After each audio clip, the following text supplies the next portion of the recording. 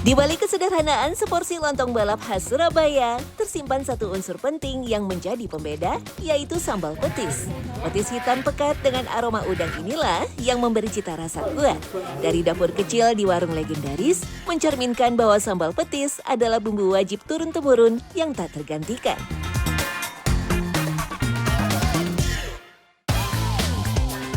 Petis si pelengkap punya cita rasa unik dan kompleks. Ya, gurih, manis, asin, pedas, sedikit asam, dan rasa udang yang kuat di ujung lidah. Sangat cocok dipadu dengan lontong balap yang gurih. Tentunya, petis mentah harus diolah terlebih dahulu menjadi sambal. Karena memang cocoknya lontong balap itu sambalnya petis. Kalau ini kan petisnya kita pakai petis udang ya, pastinya juga lebih enak lah, seperti itu. Beda dengan cabai sambal-sambal biasa ya, seperti itu. Sejatinya, petis mentah memang bisa dimakan langsung, tapi rasa dan aromanya masih terlalu tajam. Dengan menumis atau mengolahnya menjadi sambal, aroma amis alami dari udang bisa lebih halus. Rahasia sambal petisnya ada pada gula merah khusus, agar menghasilkan warna coklat lebih pekat dan aroma karamel yang pas. Kalau gula merah biasa aja nggak apa-apa. Pakainya bukan gula aren ya, beda dengan gula aren. Kalau gula merah kan biasanya bahannya dari kelapa ya, gitu. Nah, petis memiliki karakteristik yang mudah gosong dan pahit kalau kena panas terlalu lama. Itulah kenapa saat membuat sambal, usahakan petis dimasukkan terakhir ketika semua bumbu dasar sudah matang. Tahapan ini juga penting untuk menjaga tekstur kental khas petis. Kalau dimasak terlalu lama, petis bisa menggumpal dan sambal jadi sulit diaduk. Dulu, lontong balap dijual dengan wadah dari tanah liat yang disebut kemaron. Karena wadah ini cukup berat saat dipikul, sementara para penjual lontong balap kebanyakan berasal dari wilayah Surabaya Selatan. Sehingga mereka harus berjalan cepat agar tidak ketinggalan pembeli. Para penjual pun memikul dagangannya dengan setengah berlari sehingga terkesan sedang balapan. Itulah kenapa nama lontong balap jadi lebih melekat di telinga masyarakat. Bicara tentang petis dalam lontong balap, tentu kurang lengkap jika kita tak melihat langsung proses pembuatan petis. Di kawasan Tambakoso, Kabupaten Sidoarjo, Jawa Timur, ada sebuah rumah sederhana yang setiap hari memproduksi petis. Petisnya memang tidak dibuat dari udang yang masih mentah, melainkan dari terasi yang dicairkan. Kemudian cairan inilah yang dimasak di dalam kuali besar dengan kayu bakar. Ya sama aslinya, sama rasanya sama. Ya cuma sekarang kan angel, sulit kan. Kalau dulu tuh ya udang cilik-cilik, kecil-kecil. Dulu sekarang nggak ada. Diganti gini terasi, lebih mudah, ya lebih enak. Terasinya dari Kalimantan, terus dijual ini loh ke pasar Pabean. Oh, ada di dekat sini ya? Iya. Sebenarnya ada perbedaan antara membuat petis dari udang segar dengan dari terasi. Petis dari udang akan menghasilkan rasa udang yang lebih alami dan segar. Akan tetapi prosesnya lebih lama dan butuh banyak udang. Sedangkan petis dari terasi rasanya lebih tajam dengan aromanya lebih menusuk akibat proses fermentasi. Tapi di sisi lain, bahannya mudah didapat dan daya simpannya pun lebih lama.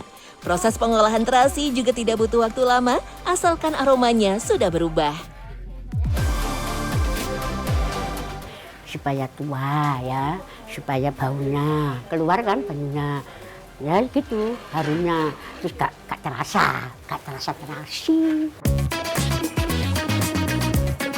Sementara terasi diaduk sampai harum, Mamik sang penjual menyiapkan cairan tepung terigu sebagai bahan tambahan agar petis tidak cepat gosong saat dimasak. Sehingga petis bisa dimasak lama hingga kental nantinya dengan panas yang lebih tersebar merata. Tak lupa cairan tepung terigu juga harus tetap diayak sebelum dimasukkan ke wajan agar hasilnya lumer. Selain tepung cair, ada juga tambahan gula putih yang dimasukkan ke dalam wajan. Fungsinya untuk memberikan rasa manis yang lebih tajam. Saat dimasak lama, gula putih akan membentuk karamel alami yang membuat warna petis menjadi hitam pekat dan mengkilap. Ternyata gula putih juga menjadi pengawet alami loh. Gula putih menghambat pertumbuhan jamur dan bakteri sehingga petis lebih awet.